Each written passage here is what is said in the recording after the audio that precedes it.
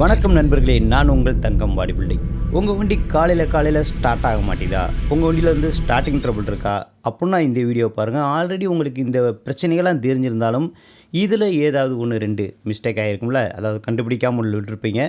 இது சரிதானா அப்படின்னு பார்க்கக்கூடிய ஒரு வீடியோ தான் இது. அதாவது உங்கள் வண்டி காலையில் ஸ்டார்ட் ஆக மாட்டேது, அல்லது என் வண்டி எப்பயுமே 4, 5 சுற்று வாங்கி தான் ஸ்டார்ட் ஆகுது அப்படின்னா, நம்ம எதெல்லாம் செக் பண்ணணும், எங்கெல்லாம் பிரச்சனை இருக்குது? ஏன்னா இதை நீங்கள் தெரிஞ்சுக்கிட்டீங்க அப்படின்னா, என்னடா தங்கம் பாடி பில்டர்ன்றானே, பாடி பில்டர்காரனுக்கு மெக்கானிக்கை பற்றி என்ன தெரியும் அப்படின்னு சொல்கிறவங்களையும் பார்த்துருக்கேன். ஏன் இப்படி ஒரு பாடி பில்டிங்கே இல்லை அப்படின்னு சொல்கிறவங்களையும் பார்த்துருக்குறேன். எனக்கு என்னென்னா, என்னுடைய குலத்தொழில் தாங்க பாடி பில்டிங். இப்போ டிராஃபிக் வாங்க, இப்போ நம்ம வண்டி செல்ஃப் எடுக்கலை அப்படின்னா முதல்ல என்ன செய்யணும் அப்படின்னா, பேட்ரி. அந்த பேட்டரியை நம்ம என்ன செய்யணும், பேட்டரியில் முதல்ல போய் வண்டியை வந்து ஸ்டார்ட் பண்ணணும். வண்டி சுற்றுவாங்கன்னே ஆஃப் பண்ணிவிட்டு வந்து பேட்டரியுடைய அந்த போஸ்ட்டு, அந்த கனெக்டர் போஸ்ட்டை வந்து தொட்டு பார்க்கணும். முதல்ல மெயின் போஸ்ட்டை தொட்டு பார்க்கணும். அதில் சூடு இருக்கா அப்படின்னு பார்க்கணும். அந்த மெயின் போஸ்ட் வந்து சூடாக இருந்துச்சு அப்படின்னா அந்த இடத்துல கான்ட்ராக்டிங் சரியில்லை அப்படின்னு அர்த்தம். அப்போ என்ன செய்யணும், அந்த மெயின் போஸ்ட்டை கலட்டி நல்லா தண்ணி ஊற்றி கழுவிட்டு எமர்சீட்டை வச்சு தேய்ச்சி அதை மாட்டினீங்க அப்படின்னா இந்த பிரச்சனை சால்வ் ஆகும். அதே போல் எர்த்து போஸ்ட்டையும் தொட்டு பார்க்கணும். இல்லை மெயின் போஸ்ட் நல்லாயிருக்கு, எர்த்து போஸ்ட்டில் சூடு இருக்கான்னு பார்க்கணும்.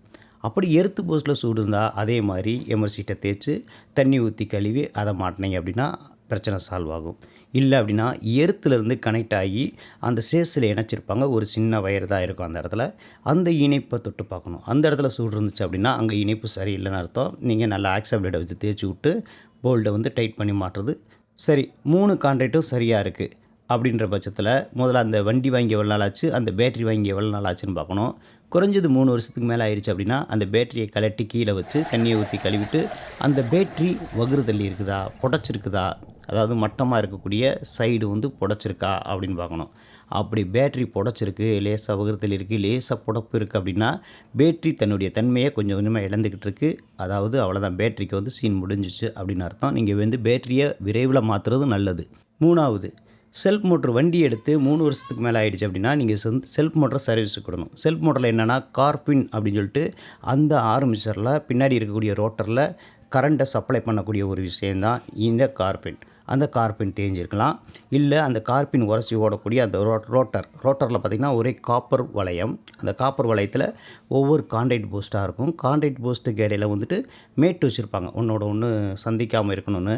அந்த மேட்டை வந்து என்ன செய்வாங்கன்னா அந்த எலக்ட்ரிக்கல் அவங்க அந்த ஆர்மிச்சரை கலட்டி அந்த காடியை ஃபுல்லாக ஆக்ஸாப்ளெல்லாம் எடுத்து விட்டு எமர்சீட்டை போட்டு தேய்ச்சி அதை மாட்டி கொடுக்கும்போது உங்களுக்கு வந்து செல்ஃப் மோட்டர் சரியாக இயங்கும்.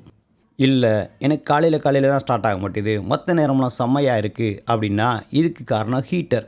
அதாவது பிஸ்டன் பேரலுக்குள்ளே வந்து ஒரு ஹீட்டர் வந்து மாட்டியிருப்பாங்க. அதாவது டாட்டா ஏஸுக்கு 2 ஹீட்டர்கள் மாட்டியிருப்பாங்க. நீங்கள் சாவி போட்டோன்னே உங்கள் மீட்டரில் ஸ்ப்ரிங் மாதிரி எரிகிறதும் பீப் அப்படின்னு சவுண்டு வர்றதுக்கான காரணமே அந்த ஹீட்டர் இயங்கி கொண்டு இருக்குது அப்படின்னு அர்த்தம். அதை முதல்ல சாவியை போட்டோன்னே அந்த ஹீட்டர் பழுத்தோடனே அந்த ட்ரம்முக்குள்ளே வந்துட்டு ஒரு அனல் வெப்பநிலை உண்டாகும். வெப்பநிலை உண்டானதுக்கப்புறம் அந்த ஹீட்டரை ஆஃப் பண்ணோடனே அந்த பீப் சவுண்டு நின்னோடனே நீங்கள் ஸ்டார்ட் பண்ணீங்க அப்படின்னா ஸ்டார்ட் ஆயிரும் இல்லையா, அதுதான் அந்த ஹீட்டர்.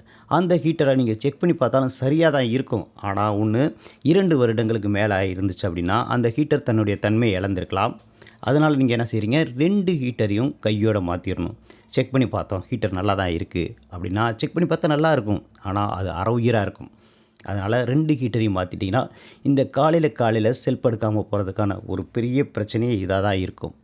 இல்லை அதுவும் சரியாக இருக்குது அப்படின்னா நம்ம இந்த பாயிண்ட்டுக்கு வந்துடணும். அதாவது டைமிங் பெல்டு, வால்வு, பிஸ்டனு, அதாவது ஃபியூலை சரியான நேரங்களில் உள்ளே சேர்க்குறதும், பிஸ்டன் வெடிப்பு ஏற்பட்டதுக்கப்புறம் புகையை ஏற்றுறதுக்கும் கரெக்டாக கனெக்டாக இருக்கக்கூடிய ஒரு பெல்ட்டு தான் இந்த டைமிங் பெல்ட்டு. இந்த டைமிங் பெல்ட்டில் கிராக் இருந்தாலோ தொய்யல் இருந்தாலோ இந்த பெல்ட்டை மாற்றுறது நல்லது. நீங்கள் ஒரு 3-4 வருஷத்துக்கு மேலே ஆகிடுச்சு அப்படின்னா நீங்கள் இந்த டைமிங் பெல்ட்டை மாற்றுறது ரொம்ப நல்லது. டைமிங் பெல்ட்டை நீங்கள் மாற்றி சரியாக இருக்கும் பட்சத்தில் உங்களுக்கு மைலேஜ் என்கரேஜ் ஆகிறதுக்கான வாய்ப்புகளும் இருக்குது. அப்புறம் நம்ம பார்க்க வேண்டியது ஒரு முக்கியமான இடம், இதுதான் டீசல் பம்ப். இந்த டீசல் பம்ப் எங்கே வரும் அப்படின்னா டீசல் டேங்க்லேருந்து பம்ப்பு மோட்டாருக்கு போகக்கூடிய அந்த இடையில் இருக்கக்கூடிய பம்ப்பு தான் வந்து இந்த டீசல் பம்ப்பு. இந்த டீசல் பம்ப்பு எதுக்காக வச்சுருக்காங்க அப்படின்னா டீசல் தீர்ந்து வண்டி ஓட்டி வண்டி இடையில நின்றுக்கிறோம் பாருங்க, அந்த காலகட்டத்தில் டீசலை ஊற்றி விட்டுட்டு அந்த பம்பை வந்து பம்ப் பண்ணுவாங்க. இது வந்து லேட்டஸ்ட் மாடலுக்கு இருக்காது. ஏன்னா லேட்டஸ்ட் மாடலில் ஆட்டோமேட்டிக்காக உள்ளே வந்து மோட்டார் இருக்கும். டீசல் டாங்குக்குள்ளேயே மோட்டார் இருக்கும். அந்த மோட்டார் வந்து அந்த டீசலை உறிஞ்சு பம்ப் பண்ணி லோடு பண்ணி வைக்கிற வேலையை இந்த சென்சார் ஐட்டம் செஞ்சிடும். ஆனால் பழைய வண்டியில் வந்து டீசல் பம்ப் இருக்கும். அந்த டீசல் பம்பில் பிளாஸ்டிக் வாசர் தேஞ்சு உள்ளே ஏற்பு இருந்துச்சு அப்படின்னா காலையில் செயல்படுகிறதுக்கு பிரச்சனை பண்ணும். அதனால் நீங்கள் அந்த டீசல் பம்பை வந்து சரி பார்க்குறது நல்லது. இது லேட்டஸ்ட் வண்டிகளுக்கு இருக்காது. சென்சார் வண்டிகளுக்கு BS6க்கு டீசல் பம்ப் இருக்காது.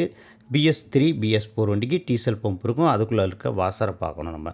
ஏன்னா உள்ளே ஏறு நின்றுச்சு அப்படின்னா பம்பு நாசிலுக்கான போதுமான கம்பர்சிங் கிடைக்காது. அதனால் காலையில் வண்டி திணறதுக்கான வாய்ப்புகள் இருக்குது. டாடா ஏஸ் CXல எதுக்காக 5 கீர் கொண்டு வந்தாங்க?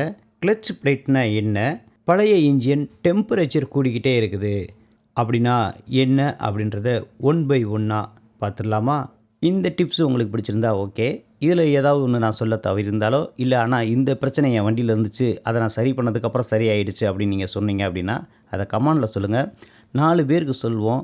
ஏன்னா இந்த விஷயங்களை நீங்கள் தெரிஞ்சுக்கிட்டீங்க அப்படின்னா ஒரே நாள் இரவில் பணக்காரனாவது எப்படி அப்படின்னு நிறைய மெக்கானிக்கரும் நிறைய எலக்ட்ரிஷியனும் காத்திருக்கிறாங்க. அவங்ககிட்ட இருந்து நீங்கள் தப்பிக்கிறதுக்கான வாய்ப்புகள் அதிகமாக இருக்குது. அடுத்த வீடியோவில் இப்படிக்கு உங்கள் தங்கம் பாடி பில்டிங். நன்றி, வணக்கம்.